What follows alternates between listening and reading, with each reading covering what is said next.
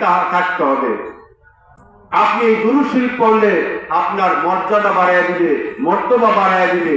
আপনি যে কোনো কাজ করেন এই কাজের মধ্যে আপনার সাকসেসফুলতা আসবে, আপনি সফল হবেন।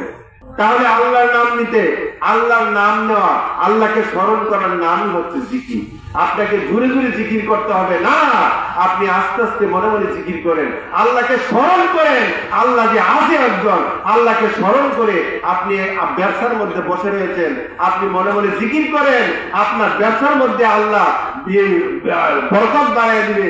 আপনি দুরূদ শরীফ করেন, আপনার ব্যবসার মধ্যে আল্লাহ বরকত বাড়ায় দিবে। তাহলে এই জিনিসগুলো আমরা ইচ্ছা যদি করি আমরা পারি, আমরা করি না, সেই জন্য আমাদের এটা আমলে রূপান্তরিত হয় না, আমাদের হয় না। সেই জন্যই আমাদের কাছে আয়েশা বলে, হুজুর আমি এই বিপদের মধ্যে আছি, একটু দোয়া করেন। আরে বাবা, আমরা তো দোয়া করবো, তুমি নিজে একটু আমল করো না, শুধু হুজুর দিয়ে দোয়া করাই বা কেন? তুমি একটু নিজে আমল করো, তুমি তোমার ব্যবসা প্রতিষ্ঠানের মধ্যে বসে একটু আল্লাহর জিকির করো, আল্লাহকে স্মরণ করো। ব্যবসার মধ্যে বসে রয়েছেন, দোকানের মধ্যে বেচা বিক্রি নাই, একটু জিকির করেন না, অসুবিধা আছে কোনো? নবীজির উপর একটু দুরূদ সালাম, একটু সালাম দেন, একটু এই দুরূদ শরীফ পড়েন, অসুবিধা আছে? আল্লাহ তো আপনাদেরকে আপনার এই কাজকে আসান করে যে কোনো কাজ করতে যান, আল্লাহকে স্মরণ করেন, নবীজির উপর দুরূদ শরীফ করেন, সমস্ত কাজ আপনার জন্য আসান হয়ে যাবে। বলুন সুবহানাল্লাহ। আমরা পারি না, সেই জন্য আমাদের উপর গজব নেমে আসে। এটা আল্লাহর কোনো দোষ নয়, এটা আমাদের দোষ, আল্লাহর কোনো দোষ আমরা খুঁজতে যাব না, খুঁজা যাবেও না। আমাদের কর্মের ফল এগুলো।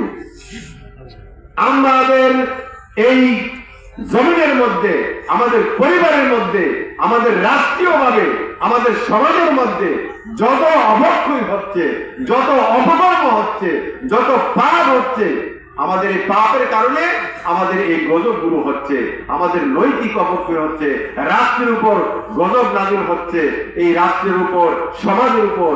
সমাজের এই দুরবস্থা কেন? আমরা মুসলমান, একজন মুসলমানের আমরা কিভাবে আচরণ করতে হবে এটাই তো আমরা শিখি নাই। একজন মুসলমান, হাদিসে আসছে, মুসলমানের উপর হক তাকে সালাম দেওয়া প্রথমে দেখলে। আমরা কি এই জিনিসটা করি না? আমরা যদি সালাম দেই, নবীজির হাদিস, সালাম দিতে হবে, এটা হক মুসলমানের উপর। সালাম দিলে কি হবে? এটার উপকার কি? সালাম দেওয়ার উপকার হচ্ছে, আপনি যখন একটা লোককে সালাম দিলেন তখন তার প্রতি একটা আন্তরিকতা আপনার বাড়বে। আন্তরিকতা যখন বাড়বে, আমাকে যদি আপনি সালাম দেন, তাহলে আমার মনে আপনার প্রতি যত দুঃখ কষ্ট আছিল সব আমি ভুলে যাব। আমি বলবো যে এই লোকটার প্রতি আমার বিদ্বেষ, আমি এই লোকটার ভালোবাসি না, এই লোকটা দিয়ে আমাকে সালাম দিল।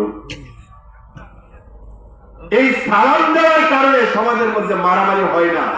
সমাজের এই সালাম দেওয়ার কারণে আপনার সমাজের মধ্যে কোনো মারামারি কাটাকাটি, আপনার মুসলমান ভাইয়ে ভাইয়ে আপনার কোনো ঝগড়াঝাটি হয় না, যদি আপনি সালামটা আমলে পরিণত করতে পারেন। সালাম দিলে একজনের সাথে আরেকজনের আন্তরিকতা বৃদ্ধি পায়, মহব্বত বৃদ্ধি পায়। নবীজির হাদিসগুলো আমরা মানি না, কুরআন, আল্লাহর নির্দেশগুলো কুরআন এবং হাদিস মানি না। এই জন্যই তো আমাদের উপরে এই আযাব আর গজব। আমার নবীজি তো বলে গিয়েছেন বিদায় হজের ভাষণে যে আমি তোমাদের কাছে দুইটা জিনিস রেখে গেলাম, এই দুইটা জিনিস যদি তোমরা আঁকড়িয়ে ধরে রাখতে পারো, তোমরা কোনোদিন পথভ্রষ্ট হবে না, তোমাদের উপর গজব আসবে না। এই দুইটা জিনিস কি? কুরআন এবং হাদিস। আল্লাহর কুরআন এবং আমার হাদিস তোমাদের কাছে আমি রেখে গেলাম। এই দুইটা জিনিসকে যদি তোমরা আঁকড়িয়ে ধরে রাখতে পারো, তাহলে তোমাদের সমাজ, রাষ্ট্র, পারিবারিক জীবনে কোনো অশান্তি সৃষ্টি হবে না, এবং দুনিয়া এবং আখিরাত দুটোই আপনাদের জন্য কল্যাণ হবে।